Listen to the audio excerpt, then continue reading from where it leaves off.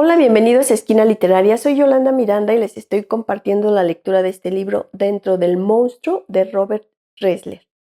Es un libro que se los estoy compartiendo los días martes, pero como se están dando cuenta los capítulos son muy largos, entonces igual si me atraso en un capítulo, espérenlo la siguiente semana.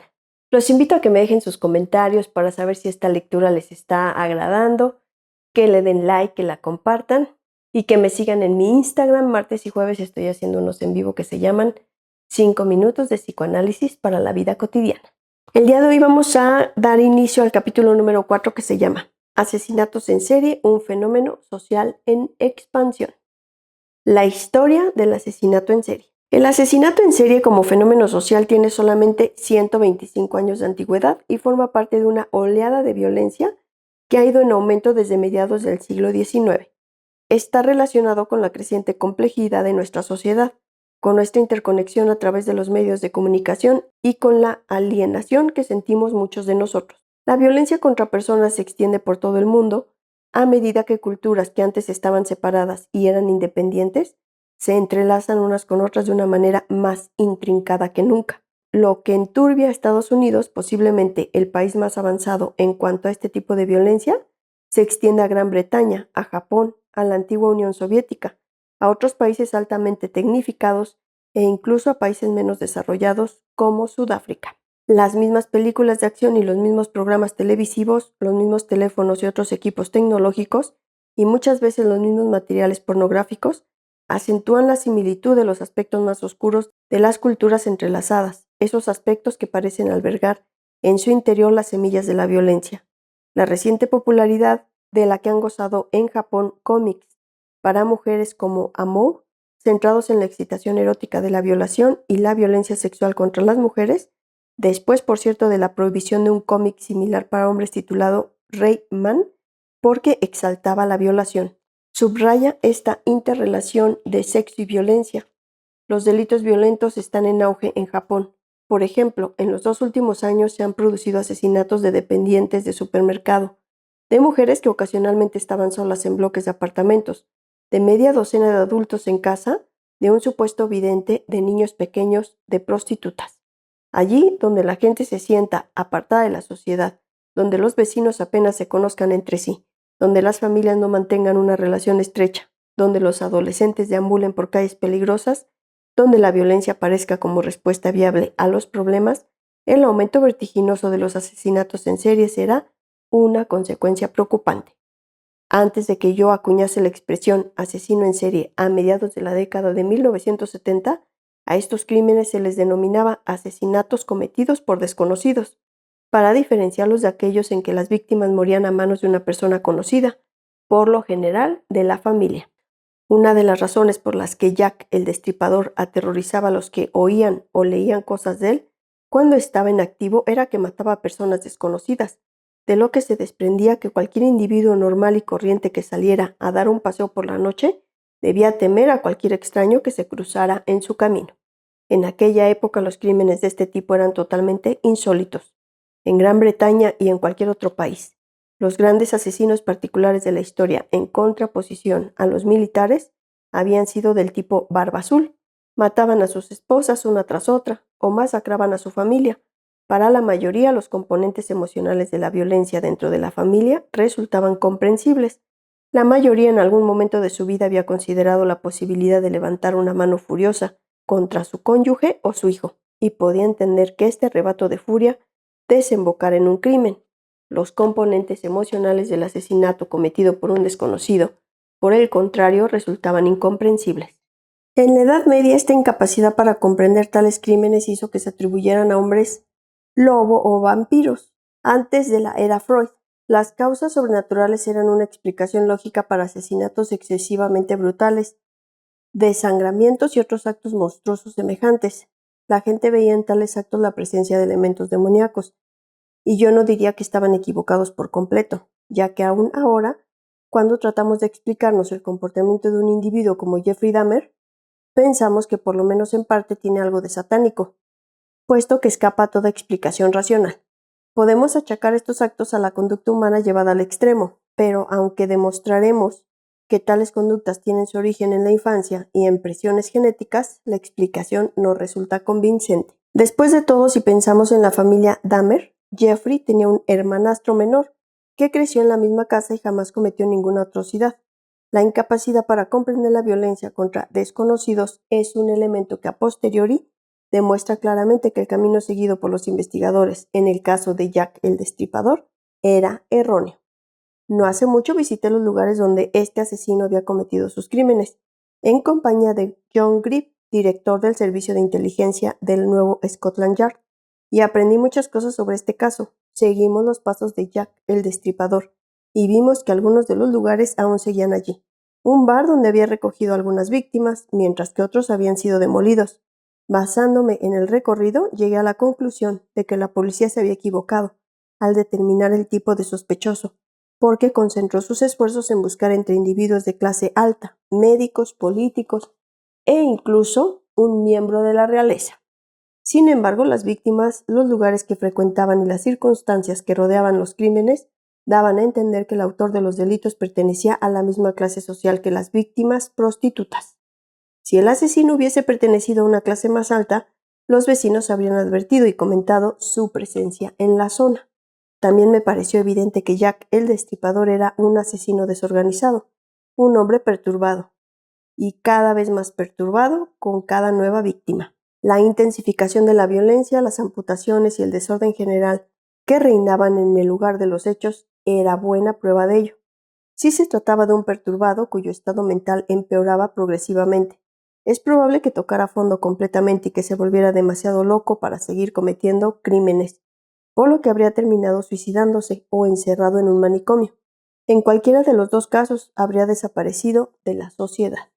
El suicidio o la reclusión de por vida explicarían que jamás fuese capturado. Solo la locura, pensaba la gente en los años 20, podía explicar un comportamiento como el del asesino en serie norteamericano Albert Fish, que mató y devoró parte de los cuerpos de entre 8 y 15 niños, o el del italiano Vincent Bersani, que entre 1867 y 1871 asesinó a varios jóvenes y luego se bebió su sangre.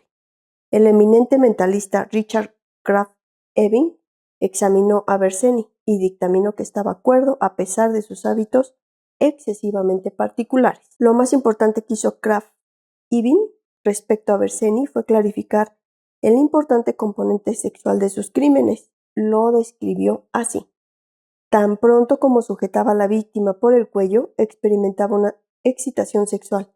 Le daba exactamente igual que las mujeres fueran viejas o jóvenes, feas o hermosas, para sentirse excitado. Por lo general le satisfacía el simple hecho de presionarles la garganta y las dejaba vivir. En los dos casos de asesinato, la satisfacción sexual se demoró en llegar y siguió apretando hasta que murieron. Este acto de estrangulamiento le proporcionó una gratificación superior a la de una masturbación. Los asesinatos de Jack el Destripador, aunque no incluían el coito, eran también sexuales, puesto que el arma homicida era un cuchillo y la cometida con el cuchillo en el cuerpo sustituía a la cometida del pene. La mayoría de los policías y psiquiatras no han comprendido la trascendencia psicológica del uso del cuchillo o de otros objetos extraños. En mi libro Sexual Homicide, Patterns and Motives, homicidio sexual, modelos y motivos, analicé con detenimiento este asunto, y a esta práctica de recurrir a tales sustitutos del pene la denominé necrofilia regresiva, término que ha sido aceptado en los círculos profesionales de criminología. En la mayor parte de los asesinatos en serie, entonces y ahora, el arma predilecta ha sido el cuchillo, seguido por el método de estrangulación y, en tercer lugar, la asfixia. Los asesinos en serie no suelen utilizar pistolas, ya que éstas matan a distancia y ellos buscan la satisfacción personal de matar con sus propias manos. La satisfacción personal para Jack el Destripador y para otros de su índole se producía al ver derramarse la sangre de su víctima. En el caso de Jack hubo signos aún más evidentes de que los crímenes eran sexuales, pues a varias de sus víctimas les extrajo el útero tras haber abierto la cavidad corporal con el cuchillo. A la última víctima no solo le extirpó el útero, sino que también le cortó las orejas y la nariz y las colocó sobre un seno mutilado a modo de grotesca imitación de una cara. Puesto que la satisfacción que se obtiene de tales crímenes es sexual, siempre existe la probabilidad de que el agresor ataque de nuevo, pues el impulso sexual persiste después del hecho. Esta es también una característica de la naturaleza serial de los asesinatos. En Alemania, el acuchillador de Berlín clavaba repetidamente el cuchillo en el abdomen de las jóvenes que atacaba, y el apuñalador de caderas de Metz agredió en esta parte del cuerpo a 23 muchachas como mínimo, utilizando un huso como sustituto de su pene. Un imitador del criminal de Metz, el destripador tirolés, apuñaba a sus víctimas en los genitales. Antes y después de Jack el Destripador, sin embargo, en los Estados Unidos se dieron asesinatos de las mismas características, que con la perspectiva actual habrían sido clasificados como asesinatos en serie de índole sexual. Early Leonard Nelson, conocido como el hombre gorila, estranguló a 22 víctimas en un año, 20 mujeres, una muchacha de 14 años y un bebé de 8 meses. En 1880 en Boston, Jesse Pomeroy asesinó a 27 criaturas, niños y niñas que contaban entre 7 y 10 años de edad. Y en Chicago, Herman Mudgett asesinó en 1890 un número parecido de víctimas. Es importante destacar que el componente sexual de estos asesinatos no está relacionado con una sexualidad normal, sino que engloba un amplio espectro de satisfacciones perversas de carácter sexual. La venganza, la expresión de poder y la dominación son elementos que están presentes, entre otros similares, en el acto de matar, así como la necesidad de humillar sexualmente a la víctima e incluso de degradarla a una categoría inferior a la de objeto. Cuando los asesinos agreden o mutilan un cuerpo, están expresando su deseo de despojarle de todo vestigio de humanidad. En muchas ocasiones, al ser detenidos, expresan su sorpresa de que la sociedad se preocupe tanto por sus víctimas, por las que ellos no sienten más que desprecio. Los ejemplos de los asesinatos en serie han puesto de manifiesto que se trata de un fenómeno casi exclusivamente urbano. Las grandes ciudades ofrecen un gran número de posibles víctimas, pero también muchas oportunidades para que el asesino se mezcle entre la muchedumbre, se oculte y mantenga su anonimato. En los pueblos, cualquier acontecimiento o conducta personal que se aparte de la normalidad es advertido inmediatamente, y la noticia se propaga a toda velocidad. Esta circunstancia conduce rápidamente a la policía hasta el potencial asesino en serie antes de que aumente el número de víctimas. Si repasamos el historial de un asesino en serie, descubrimos que muchos elementos conductuales que hemos logrado asociar a la personalidad de estos criminales estaban ya presentes en quienes cometieron crímenes similares en el pasado. Analicemos el caso de Bacher, el destripador francés de la década de 1890. Tras su detención, la policía descubrió que en su juventud Bacher torturaba y mataba animales. Era conocido por masturbarse frecuentemente en público y participaba en prácticas sexuales poco comunes, amén de haber estado recluido varias veces en instituciones mentales. Todos estos factores se registraron posteriormente en otros asesinos en serie. En la adolescencia, Bacher sufrió intensos arrebatos de cólera que intranquilizaron a sus compañeros de milicia, pero aún no se desahogó con ningún intento de asesinato. La mayoría de los criminales que responden a este patrón no manifiestan un comportamiento homicida antes de los 20 años y solo después de que su vida sexual haya sufrido algún tipo de trastorno o frustración. En el caso de Bacher, el detonante pudo ser la negativa de una joven a casarse con él después de agredirla. Dejó su casa e inició un largo viaje por todo el país, durante el cual cometió los 11 asesinatos. Todas las víctimas, mujeres y hombres jóvenes, fueron violadas después de su muerte. La desfiguración de los genitales de las víctimas parece haber sido característica de los asesinos en serie en la época previa a la divulgación de las teorías de Freud. Un oficinista británico llamado Alton, un asesino rumano llamado Menesclou, otro europeo apodado Grullo, el Destripador, todos ellos extirpaban los órganos sexuales de los cuerpos de sus víctimas. Otros asesinos en serie del pasado, como el alemán Fritz Hartmann, contaban con un historial que coincidía con la infancia de otros asesinos más recientes.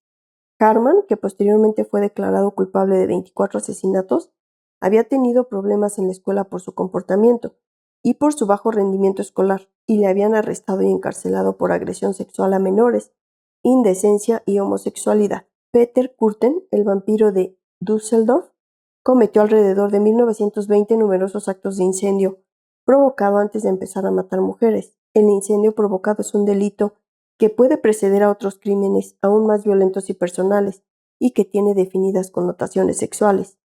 Asesinos posteriores como David Berkowitz, el hijo de Sam, recordarían haber provocado cientos de incendios y masturbarse mientras contemplaban las llamas.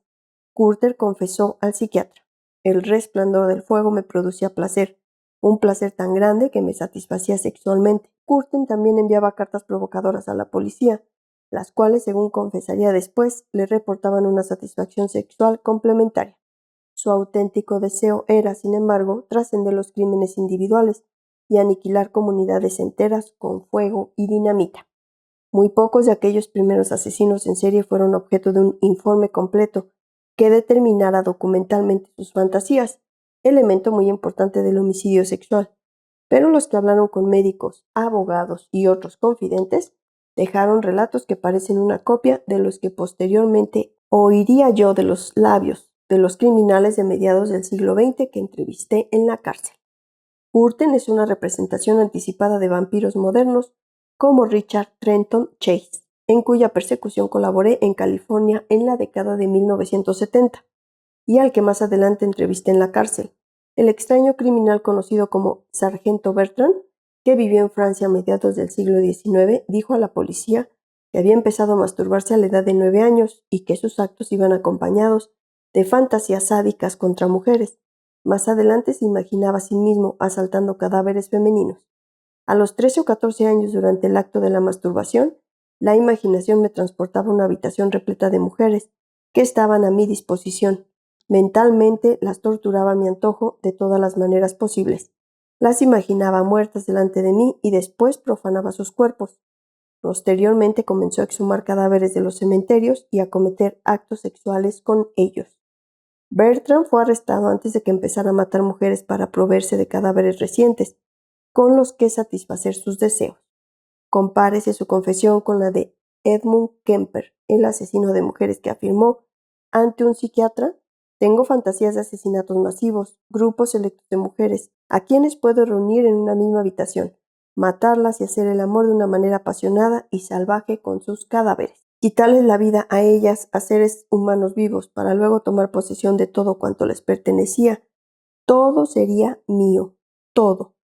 Harman, como Albert Fish, en cuya habitación la policía encontró al arrestarlo recortes de prensa del caso Harman, cometió sus crímenes definitivos después de fantasear sobre ellos durante años. Lo mismo puede decirse de Peter Kürten, que fue ejecutado en 1931 por una serie de 75 crímenes e intentos de asesinato. John George Hyde, que se confesó culpable de haber matado a 9 personas y fue ejecutado en 1949, reconoció que antes de iniciar su serie de crímenes había tenido sueños en los que bebía sangre. Es interesante constatar que los asesinatos en serie como fenómeno social desaparecieron prácticamente durante la Segunda Guerra Mundial, momento en que las muertes se producían a una escala mucho mayor, en todos los frentes y tras las líneas de batalla de todo el mundo. Finalizada la guerra, sin embargo, se reanudaron los asesinatos, especialmente en Estados Unidos, aunque también en otros países, y desde entonces se han incrementado con una celeridad considerable. Tal vez la razón sea que en la sociedad moderna muchos jóvenes fueron niños solitarios.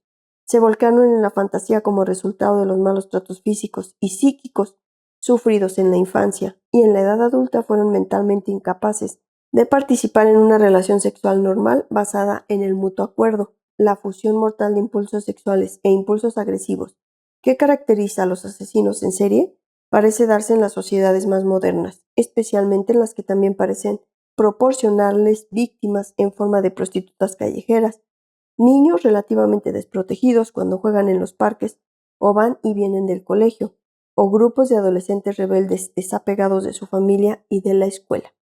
Ted Bundy logró encontrar a más de 30 jóvenes blancas y atractivas, todas ellas morenas y peinadas con raya en medio, que no fueron reacias a concertar una cita con un desconocido. En la década de 1930 o incluso en la de 1950, pocas mujeres jóvenes en Estados Unidos habrían estado tan dispuestas a tener una aventura con un extraño.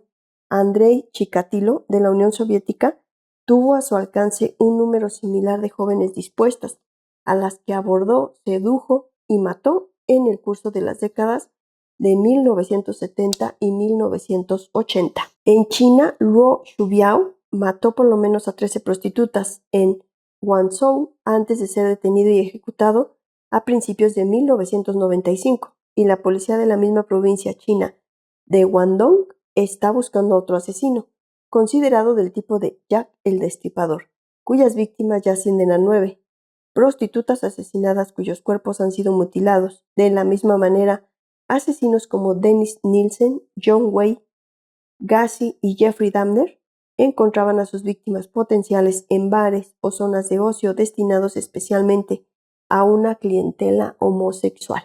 Blancos circunstanciales. El caso de la británica Beverly Allitt ilustra varios puntos de gran importancia.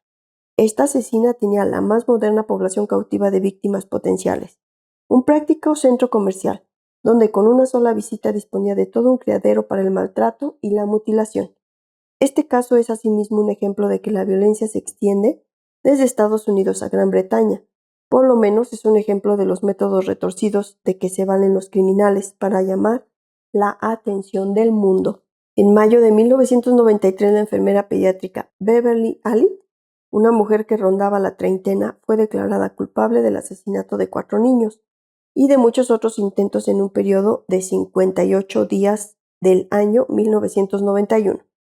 Mientras los niños estaban bajo su cuidado en el pabellón número 4 del Hospital del Distrito de Grantham y Kesteven, los ciudadanos británicos se horrorizaron de los actos perpetrados por Allitt y se mostraron más afectados que con los asesinatos de homosexuales cometidos por Dennis Nielsen y otros criminales.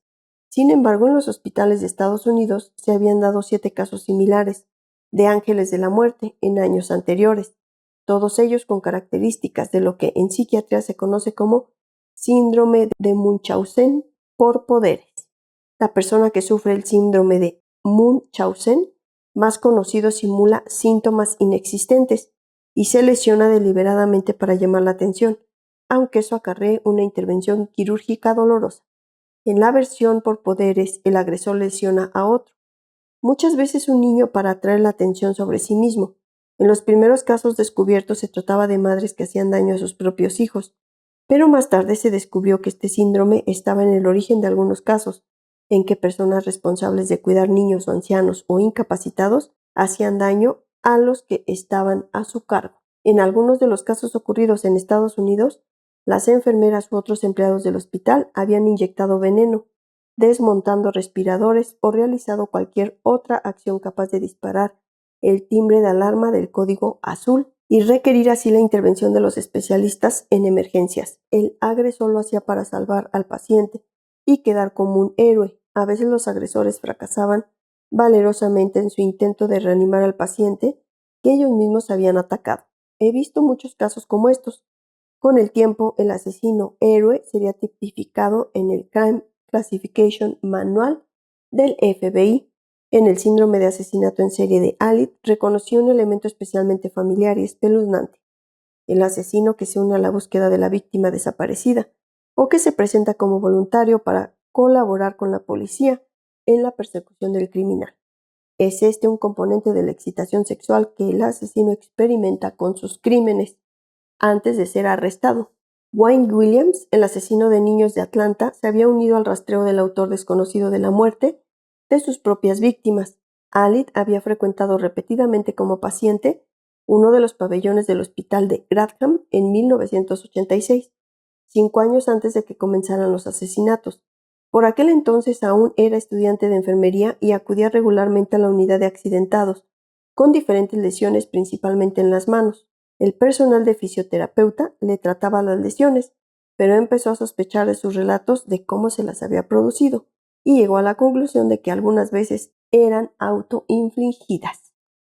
Entre 1987 y 1991 fue a urgencias 24 veces y estuvo enferma en aún más ocasiones. Llegaría a contabilizar 94 días de baja en 1990. Algunos fisioterapeutas comunicaron los hechos a las autoridades del hospital, pero las quejas se desvanecieron en el aire y Beverly Allitt fue contratada para trabajar en el pabellón número 4. Previamente habían rechazado su solicitud de empleo otros hospitales y en el Grantham solo la aceptaron en el pabellón de pediatría. La enfermera Alit, una mujer rechoncha, de cara risueña, que había nacido y crecido en la zona rural cercana al hospital, se convirtió en la favorita de algunas familias de los niños. Una de ellas incluso la eligió como madrina de una niña que había sobrevivido en un parto de mellizas. Más tarde se descubriría que Beverly había matado a la otra y que su actuación había causado daños cerebrales irreversibles en su ahijada. Cuando los bebés fallecían, Alit se mostraba aún más próxima a los familiares, compartiendo su dolor y su duelo. Los ciudadanos británicos no podían hacerse la idea de que una asesina en serie anduviera suelta por un hospital de su país, cuando poco antes se habían documentado casos, todos ellos reflejados en titulares por la prensa, en Estados Unidos y Austria. Cuando en abril de 1991 las autoridades hospitalarias tuvieron conocimiento de que en el pabellón número 4 la tasa de niños fallecidos era insólitamente elevada, no llamaron a la policía. Alit había matado a 3 niños con inyecciones de insulina o potasio, causándoles un fallo cardíaco, y había elevado sospechas, pero las autoridades del centro no pudieron o no quisieron comprender la situación. Su inactividad permitió que Alit deambulara por el pabellón 18 días. Cuando la destituyeron de su puesto de enfermera, había matado a otro bebé de 15 meses y lesionado a 3 niños más. En el curso del interrogatorio, Alit, lejos de confesar, pregonó su inocencia y aturdió a los representantes de la ley con sus expertos conocimientos del hospital y de las técnicas de tratamiento de niños enfermos. Ni siquiera los padres de los niños asesinados aportaron datos de utilidad. Seguían creyendo que el hospital y la enfermera Alit habían actuado heroicamente al tratar de salvar a los niños de una muerte inminente. Hasta que los médicos forenses y los patólogos no examinaron a los niños fallecidos y a las víctimas supervivientes y dictaminaron que se les había inyectado sustancias venenosas, la policía no pudo profundizar en sus investigaciones. Se descubrió entonces que Beverly Alit era la única persona presente cada vez que un niño sufría un paro cardíaco o cualquier otro episodio casi fatal. Cuando la policía quiso examinar el libro de asignación de guardias, un registro que indicaría quién estaba de servicio en el momento de las muertes, se dio cuenta de que había desaparecido. Posteriormente lo encontró en poder de Alit, aunque en realidad ya no era exactamente el mismo, pues las páginas que supuestamente la incriminaban habían sido arrancadas. Alit apenas si pudo asistir a su juicio en 1993. En los 2 años transcurridos se había vuelto anoréxica y había perdido tanto peso, pesaba menos de la mitad que en el momento de su detención, que corría peligro de muerte. De nuevo intentaba atraer la atención, esta vez sin poderes. Fue declarada culpable y sentenciada a pena de cárcel. Posteriores investigaciones demostraron que las malas condiciones del hospital podían haber favorecido el comportamiento de la asesina. El pabellón estaba permanentemente desprovisto de médicos y enfermeras con la preparación adecuada, y el número de empleados era inferior a la media regional y nacional. La moral era baja y el nivel de comunicación entre empleados insuficiente, por no hablar de la gestión del suministro de medicamentos. Alit, apenas sometida a supervisión, se las había ingeniado con facilidad para conseguir insulina y potasio en la farmacia del hospital y para inyectar a sus pequeños pacientes estas sustancias venenosas en potencia. Era perentoria, de hecho, la necesidad de llevar a cabo una investigación pública de la increíble falta de supervisión y la incapacidad de reaccionar con celeridad ante una serie inusitada de fallos cardíacos en pacientes infantiles. El escándalo originado por la investigación y su oportuno desarrollo salpicó a las máximas autoridades de Gran Bretaña, incluido el primer ministro John Mahon. El caso más estremecedor de asesinatos en serie en la historia de Gran Bretaña fue tal vez el del matrimonio formado por Frederick y Rosemary West de Gloucester. Fred West fue acusado de matar brutalmente a 10 mujeres y muchachas en el curso de los 20 años que precedieron a su detención. Confesó algunos de los crímenes y se suicidó en su celda el 1 de enero de 1995. Su esposa fue juzgada entonces por complicidad en algunos de los asesinatos y de única autora en otros, y en noviembre de 1995 la declararon culpable de los 3 homicidios, uno de ellos perpetrado mientras Fred cumplía condena por otro crimen. Aparte de la crueldad manifestada, en la que se incluía la tortura prolongada de las víctimas con el fin de aumentar el placer sexual de los agresores, los asesinatos se distinguieron particularmente por la elección de las víctimas, Dos de ellas eran familiares de Fred West, su hijastra y su primera esposa. Otra era la niñera de su hija, una cuarta la primera hija de Fred y Rosemary.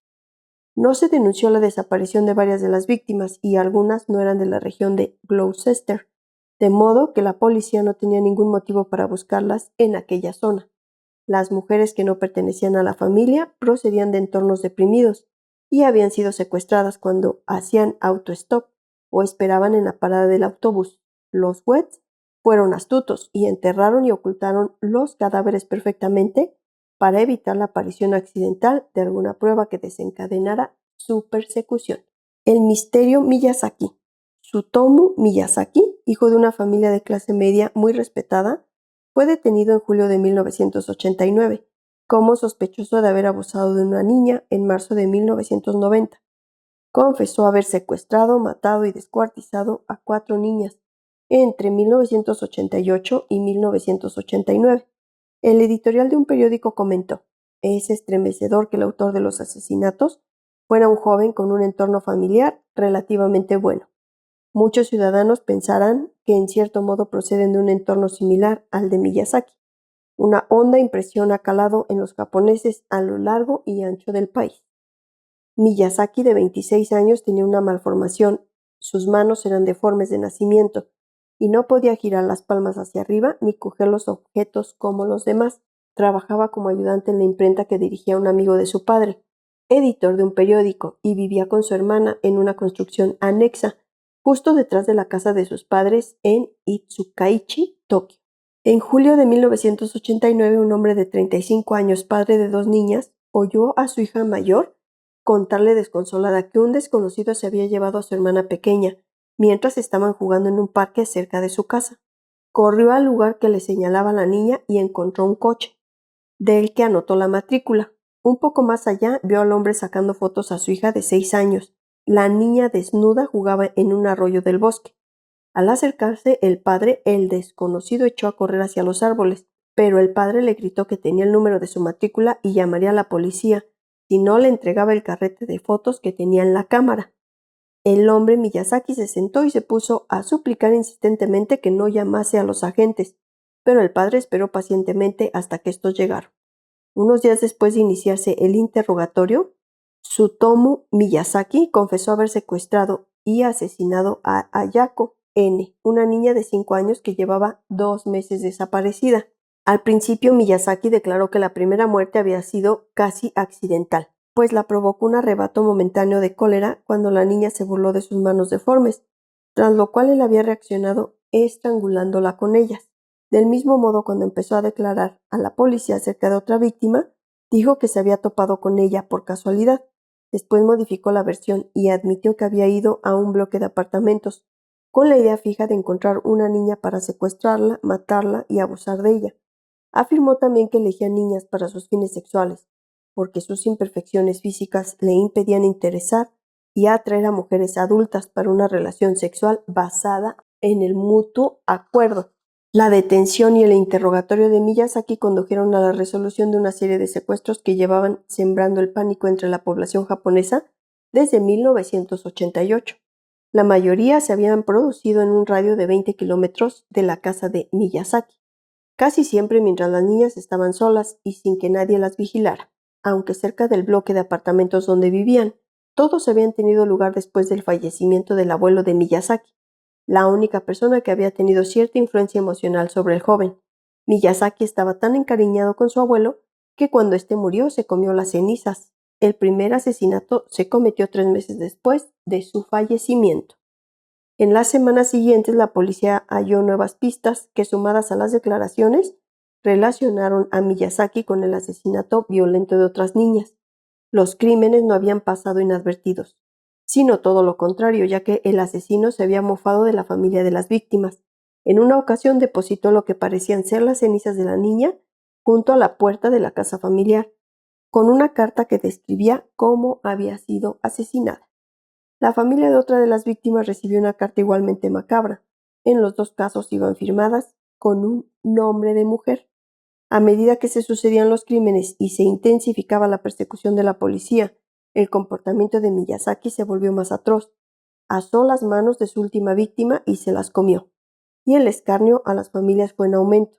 Se había inventado un personaje femenino llamado Yuko Imada, un juego de palabras a costa de la expresión japonesa ahora te lo digo, pero que literalmente significa ahora tengo el valor. Bajo la sombra de Yuko Imada, en las cartas que escribía, se atribuía de distintos modos la responsabilidad de las muertes, aunque decía que éstas eran obra de una tercera persona, pues otros asesinos le imitaban. Decía también haber identificado un cadáver determinado y que enviaba los huesos porque deseaba que su víctima tuviera el funeral que se merecía, y que el hijo de Yuko Imada, al que perdí, a la edad de 5 años en un accidente por culpa de mi negligencia, sería enterrado junto con otra de las víctimas. Cada vez dedicaba más tiempo a sus cintas de video y menos a su trabajo como impresor. Cuando la policía registró su habitación de 6 tatami, un tatami son 180 por 90 centímetros aproximadamente, descubrió en ella una abrumadora colección de 6,000 cintas de video, la mayoría de ellas de ciencia ficción y dibujos animados, algunas de porno splatter, un género en el que el derramamiento de sangre va asociado a la sexualidad, y otras de pornografía infantil. También encontraron pilas y más pilas de libros de cómics, muchos de ellos centrados en actos de sadismo contra niños, así como revistas pornográficas, muchas aún dentro de su envoltorio de celofán. Misayaki era un hombre de hábitos regulares. El día 10 de cada mes iba a la tienda donde vendían los números recién salidos de sus cómics favoritos. Un hombre que parecía diluirse en la nada, que pasaba la mayor parte del tiempo solo y cuya apariencia, aparte de sus manos deformes, pasaba inadvertida. A pesar de haber sido descrito como un solitario con una infancia problemática, Miyazaki establecía algún contacto con la sociedad que le rodeaba, intercambiaba videos con otros aficionados y frecuentaba asociaciones de coleccionistas. La policía acabó por encontrar grabaciones de las 4 niñas asesinadas en fragmentos intercalados entre episodios de programas que Miyazaki había grabado en casa. También encontraron la cámara con la que había filmado los cadáveres. Quería hacer mío el cuerpo de la niña muerta. El cuerpo se desintegra y desaparece, pero si lo filmaba en video lo podría ver siempre que quisiera, declaró a la policía. Con la publicación de estas revelaciones, el caso se apoderó no solo de los titulares, sino también de la imaginación de la ciudadanía, donde quedó grabado. Fue portada de los periódicos más importantes del país 15 días consecutivos y temas de principal interés varios meses más. Como reacción a la información que la investigación sacó a la luz, se retiraron de circulación categorías enteras de videos considerados peligrosos y se abrió un examen de conciencia colectivo acerca de la naturaleza de una sociedad capaz de engendrar a un depredador de niñas. Después de su confesión, Miyazaki fue recluido y examinado por un gran número de psicólogos y psiquiatras. Uno de ellos diagnosticó un trastorno de personalidad que le impedía sentir compasión por los demás seres humanos. Otro determinó esquizofrenia y debilidad mental. Otros diagnósticos apuntaron a un trastorno de personalidad múltiple, basándose en la personalidad de Yuko Imada, así como en la identidad de persona fría que el propio Miyazaki reconocía, junto con la de un joven que mata por impulso. Las alteraciones de personalidad, según este diagnóstico, explicarían los lapsos de tiempo que se observaban en las cartas de Imada y otros aspectos extraños de su confesión.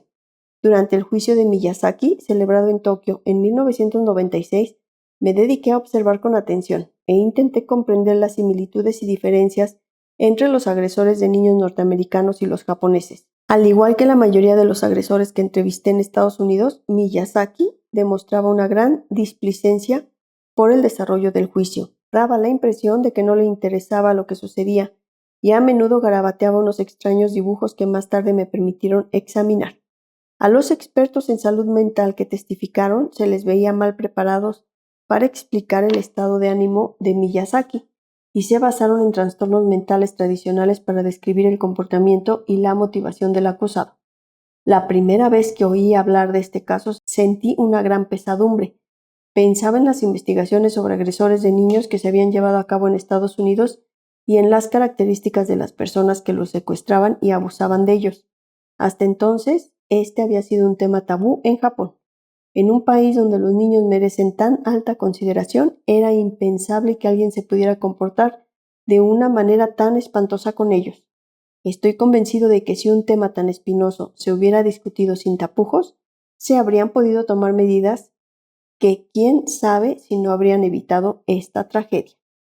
En la personalidad de Miyazaki reconocí rasgos de muchos otros asesinos estadounidenses, a los que había investigado o entrevistado. En realidad, los detalles de su vida y de sus crímenes encajaban infaliblemente en los patrones de comportamiento observados en agresores de niños de otras culturas. En Estados Unidos se había convertido en un centro de procesamiento de información de esos crímenes y de los problemas que plantean a la sociedad. Durante algunos años he sido consultor del centro y he colaborado en la investigación de patrones y motivos y en la clasificación de los agresores. Las publicaciones del centro habrían podido constituir un buen medio de información sobre las actividades e inclinaciones de estas personas trastornadas que secuestran, maltratan y agreden sexualmente a niños, así como de los pasos a seguir para protegerlos de estos abusos. Si bien mucha gente tiene fantasías sexuales con niños, solo unos pocos llegan a ser pedófilos, y un número menor aún llega al extremo de abusar sexualmente de niños prepubescentes. El doctor Nicholas A. Groth divide a los agresores sexuales en dos categorías: los que están obsesionados con los niños como compañeros sexuales y los que experimentan una regresión temporal a tal comportamiento. Los agresores obsesivos, sugiere Groth, no solo prefieren a los niños como compañeros, sino que se identifican estrechamente con ellos. Un ejemplo de esta categoría fue la bestia de Jersey, en Inglaterra, que durante más de 20 años abusó de niños y niñas en esa pequeña isla del Canal de la Mancha. Sin llegar nunca a matarlos, el Dr. Park Elliot Dietz y mi antiguo colega del FBI, Ken Lanning, los dividen en dos categorías diferentes: situacional, los que abusan de niños solo en ciertas situaciones de tensión, y preferencial, los que siempre eligen a niños. Estos últimos, escribe Lanning, observan una conducta sexual altamente predecible. Dentro de la categoría preferencial, Lanning ha distinguido 3 arquetipos de comportamiento principales para caracterizar al agresor. El arquetipo seducción responde al del adulto que corteja al niño, prodigándole atenciones. Los que responden a esta categoría pueden abusar repetidamente de niños, pero es menos probable que los maten.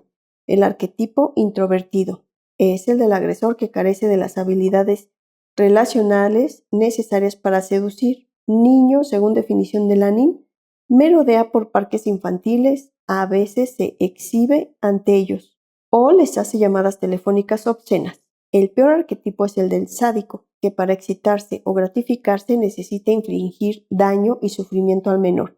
Un ejemplo de este último caso es el de John Wayne Gacy. En el capítulo siguiente se ofrece una entrevista con él. Estos agresores son los que con mayor probabilidad secuestran y matan. Miyazaki pertenece a la categoría de sádico, con fuertes connotaciones del introvertido, y presentaba todas las características previamente estudiadas en otros integrantes del grupo: sádico preferencial. En primer lugar, estos individuos manifiestan unos patrones de comportamiento duraderos y constantes. La característica principal es que suelen contar con alguna experiencia de abuso sexual en la infancia.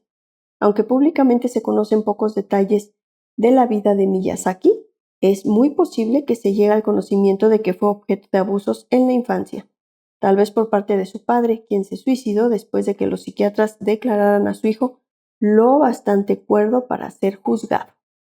Normalmente estos individuos han tenido una relación social limitada en su adolescencia. Así ocurre en el caso de Miyazaki, como revelan los relatos de sus compañeros de escuela y de instituto. Algunos recuerdan que, aunque solían incluirlo en sus conversaciones y salidas, él se negaba a acompañar a otros muchachos de su edad en las actividades de cada día. Otra característica es que corren riesgos considerables para encontrar niños para su gratificación. Sus ataques, como en el caso de Miyazaki, requieren un alto grado de planificación y a menudo se llevan a cabo con gran habilidad y astucia. Miyazaki corrió un gran riesgo al frecuentar los parques infantiles de las urbanizaciones residenciales, pero esto le permitió finalmente atraer a un gran número de víctimas sin ser descubierto. El agresor sexual sádico suele ser un hombre soltero mayor de 25 años. Es difícil que contraiga matrimonio debido a sus dificultades para las relaciones sexuales con personas de edad semejante. Por lo general vive solo o con sus padres y raramente sale con alguien. Siente un interés excesivo por los niños y por todas sus cosas, y se identifica con ellos. De nuevo podemos ver que Miyazaki encaja en el patrón por el interés que demuestra por las revistas de historietas dirigidas principalmente a un público infantil. La mayoría de las personas tienen fantasías sexuales, pero es capaz de llevarlas a cabo, por lo menos en parte, dentro de los límites de una relación normal y consensuada. El interés que en Miyazaki despertaban los materiales pornográficos.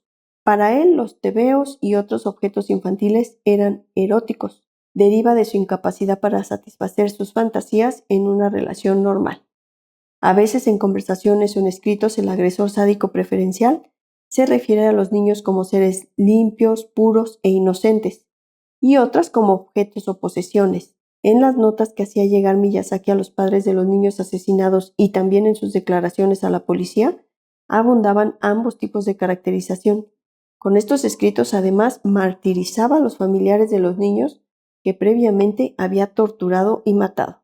En Estados Unidos hemos investigado muchos más casos de agresores sexuales de niños que en Japón, y de estos estudios se han derivado otros arquetipos adicionales. Casi todos los agresores de esta clase han experimentado en su infancia algún tipo de violencia física, psicológica, emocional o específicamente sexual. No sabemos si en su juventud Miyazaki sufrió realmente abusos o si no se trató más que de una percepción, pero sus características sugieren la posibilidad de que así fuera. En un determinado momento, por ejemplo, culpó de los asesinatos a su padre. Hay que puntualizar, sin embargo, si Miyazaki fue víctima de abusos. Se trataría de una circunstancia en todo ajena a la manera usual de educar a los niños en Japón, donde a estos se les ve como seres preciosos y normalmente se les llena de mimos para que se porten bien. Parte de la problemática situación en Japón se deriva de que al haberse dado pocos casos de agresión sexual infantil, no se ha investigado lo suficiente y las autoridades judiciales tienen poca experiencia en esta materia. Otro aspecto pendiente de la investigación en Estados Unidos, en los casos más oscuros de quienes llegan al extremo de matar a niños, es la falta de remordimientos. Los agresores no admiten que sus actos son moralmente reprobables, porque se sienten impulsados a cometer el crimen. Por esta última razón no se puede afirmar que exista un tratamiento efectivo para estas personas. No hay ninguna posibilidad de rehabilitarlas porque sus fantasías no se pueden borrar ni alterar. Por lo general, de esto se deriva que el último camino es apartarlas definitivamente de la sociedad y recluirlas en la cárcel o en una institución psiquiátrica segura, sin perspectivas de rehabilitación o de obtener la libertad condicional. En Estados Unidos a un asesino de las características de Miyazaki no se le juzgaría como criminal psicótico, pues en los crímenes se observaban los elementos de planificación y ocultación de cadáveres que dan fe de un propósito de cometer asesinato y de ocultación de pruebas. En Japón, sin embargo, el equilibrio mental de Miyazaki en el momento de los asesinatos fue el tema principal del juicio, que contó con la asistencia de grupos de psiquiatras que argumentaron por ambas partes. Cualquiera que fuera el veredicto final sobre el estado mental del acusado, sin embargo, está fuera de toda duda que jamás se le debe permitir que vuelva a disfrutar de libertad. Es bien conocido el ciclo por el que los niños que han sufrido abusos cometen a su vez abusos cuando son adultos. Mis indagaciones y las de otros investigadores de Estados Unidos demuestran que en la infancia de la mayoría de los asesinos en serie, así como en la de los agresores sexuales, se observan rasgos evidentes de familias desestructuradas, educación inadecuada y violencia familiar. Son muchos en realidad los aspectos de nuestra sociedad, tanto en Oriente como en Occidente, que contribuyen al desarrollo de una cultura de la violencia personal en la que se extiende el número de crímenes como el asesinato múltiple, la violación y otros igualmente violentos. Las familias desestructuradas o en las que se infligen malos tratos son el principal factor, pero detrás de ellas hay una cultura que celebra la violencia y la agresión en películas, programas de televisión, videojuegos, libros y cómics. Sin duda hay demasiados productos de entretenimiento que destacan el comportamiento agresivo y el derramamiento de sangre como único método para corregir la situación a la que se enfrentan los héroes o las heroínas. Demasiados productos que glorifican la pérdida injustificada de una vida. Antes, estos productos se ridiculizaban como basura que solo se producía en Estados Unidos, pero en los últimos años la exaltación de la violencia se ha convertido en tema principal de los productos de ocio fabricados y distribuidos también en otros países. Un tercer factor que contribuye a la expansión de la violencia es la facilidad de acceso a las armas. Si bien es cierto que la mayoría de los asesinos examinados en este libro no utilizaron armas de fuego para matar a sus víctimas, Todos los años en Estados Unidos, decenas de miles de personas masacran a sus semejantes con una pistola. La presencia de tantas armas de fuego en lugares propensos a la violencia incrementa las posibilidades de que una riña sin importancia derive en fatales consecuencias. El nivel de violencia fomentado por la cantidad de armas de fuego existentes en nuestra sociedad afecta, además, a la percepción de los individuos que pueden acariciar la idea del asesinato múltiple. Es algo que les sugiere que la violencia es aceptable en una sociedad así.